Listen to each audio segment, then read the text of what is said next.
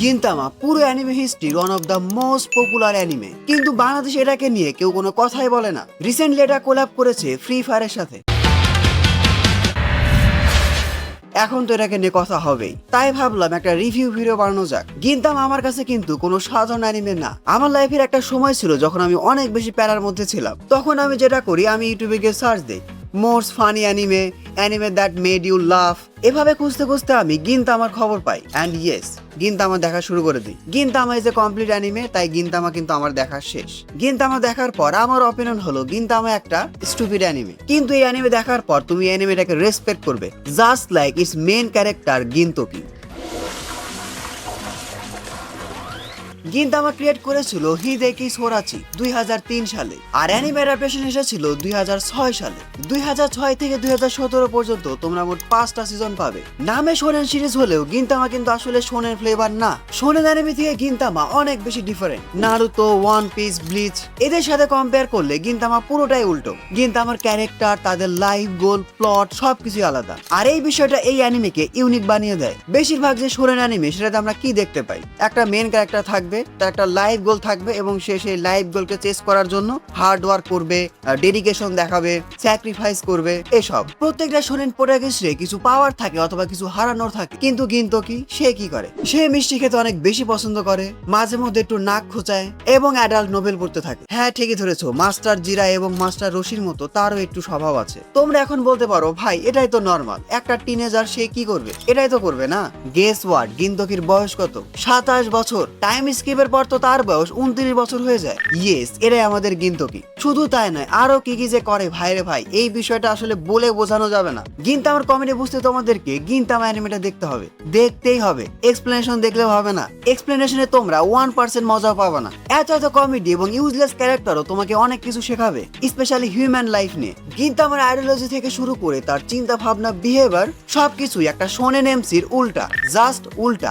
Life নিয়ে তার কোনো সিরিয়াস নেই, তারপরেও সে সিরিয়াস। কিসের জন্য? নিজেকে হ্যাপি রাখার জন্য। গিনতামা হলো সেই ক্যারেক্টার যাকে কেউ রেসপেক্ট করে না, কিন্তু সবাই ভালোবাসে, মনে মনে রেসপেক্ট করে। তার মধ্যে আসলে একটা চার্ম অ্যাবিলিটি আছে যেটা সবাইকে অ্যাট্রাক্ট করে। গিনতামার পুরো ক্যারেক্টারটা এন্টারটেইনিং এর সাথে সাথে অনেক বেশি ইন্টারেস্টিংও, আর এই বিষয়টা তোমাদেরকে একটা রিফ্রেশিং ভাইব দিবে। So was Gintama. গিনতামার প্লটের কথা বললে এই অ্যানিমেটা শুরু হয় এডো পিরিয়ড জাপান থেকে। পৃথিবীতে এখন মানুষের সাথে সাথে এলিয়েনও থাকে। অ্যানিমেতে এদেরকে আমান্ত বলা হয়েছে। এই যে এলিয়েনরা আছে এরা আর্থকে কনকর করে ফেলেছে। এলিয়েনরা এসে পুরো পৃথিবীর চেহারায় পাল্টে দিয়েছে। এই যে এলিয়েনরা, এরা কি করেছে, এরা সামুরাইদের সোর্ড ব্যান করে ফেলেছে, মানে কোনো সামুরাই সোর্ড ইউজ করতে পারবে না। আর এখানে আসে আমাদের main character Gintoki with his iconic wooden sword. এই উডেন সোর্ডকে আন্ডারএস্টিমেট করো না, এই সোর্ড দিয়েও গিনতোকি অনেকের ব্যান্ড বাজিয়েছে। গিনতোকি একটা অর্গানাইজেশন চালায় যার নাম হলো অড জব, যারা কিনা টাকার জন্য যা কিছু তাই করতে পারে। ইয়েস, যা কিছু তাই। গিনতোকির সাথে আমরা আরো দূরে ক্যারেক্টার দেখতে পাই,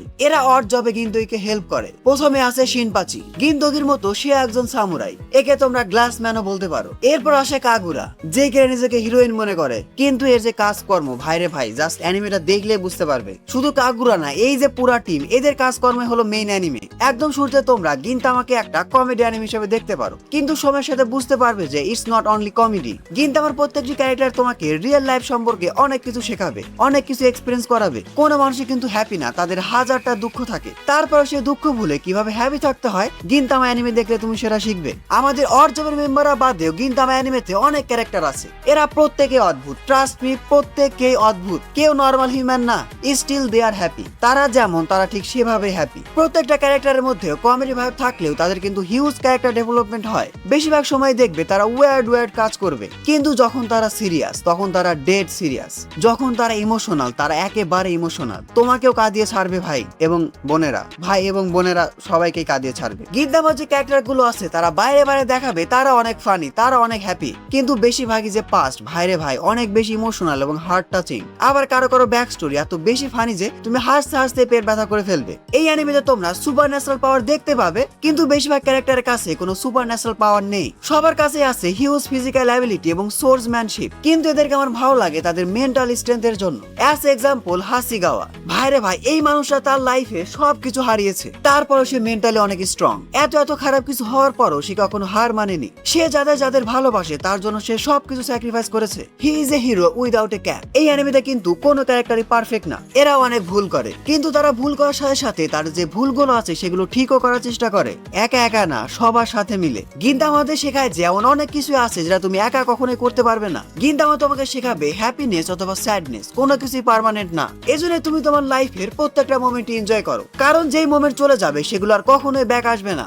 একের পর এক এপিসোড চলে যাবে, একের পর এক প্লট চলে যাবে, হাসতে হাসতে তোমাদের পেট ব্যথা হয়ে যাবে, কখনো তোমরা কাঁদতে বাধ্য হবে। এমন অনেক ক্যারেক্টার আছে যাদের সাথে তোমরা অনেক কিছু রিলেটও করবে। সবশেষে গিন্তামা তোমাদের মনে একটা দাগ কেটে যাবে। আমি শুধু এটুকুই বলবো, তোমরা জাস্ট একটু দেখা শুরু করো। বুঝতে পারছো বেশ আগের অ্যানিমে, সো অ্যানিমেশন একটু কম্প্রোমাইজ করতে হবে। ধীরে ধীরে অ্যানিমেশন হোক বা স্টোরি, দুইটা ইমপ্রুভ হবে। গিন্তামা আমার লাইফের one of the best anime. গিন্তামাকে আমি হয়তো আমার লাইফের টপ 10 অ্যানিমেতে রাখবো। কমেডির সাথে সাথে ইমোশন এবং বেশ কিছু লাইফ লেসন খুব কম অ্যানিমেতে তোমরা এটা পাবে। সত্যি বলতে এই অ্যানিমেতে তোমরা বেশ কিছু ক্রিঞ্জি মোমেন্টও পাবে। অনেকের কাছে ক্রিঞ্জি লাগতে পারে, আমার কাছে কিন্তু লাগেনি। যাদের সেন্স অফ হিউমার ভালো বা যারা কমেডি বুঝো তারা এগুলো বুঝতে পারবে। এই অ্যানিমেকে বলা হয় প্যারোডি কিং। অনেক popular anime, song, manga, light novel অনেক রেফারেন্স আছে। শুরুর দিকে ক্যারেক্টার গুলোকে একটু অকওয়ার্ড লাগবে, কিন্তু দেখার সাথে সাথে তুমি অভ্যাস করে ফেলবে। আর ইমোশন ভাইরে ভাই, ফ্রেন্ডশিপ থেকে শুরু করে ব্রেকআপ, বিট্রিয়াল, লয়ালিটি সবকিছু এখানে আছে। সবশেষে এটুকুই বলবো, জাস্ট দেখো অ্যানিমেটা, আশা করি তোমাদের অনেক বেশি ভালো লাগবে। আমার খুবই পছন্দের অ্যানিমে, আমি তোমাদের রেকমেন্ড করে গেলাম।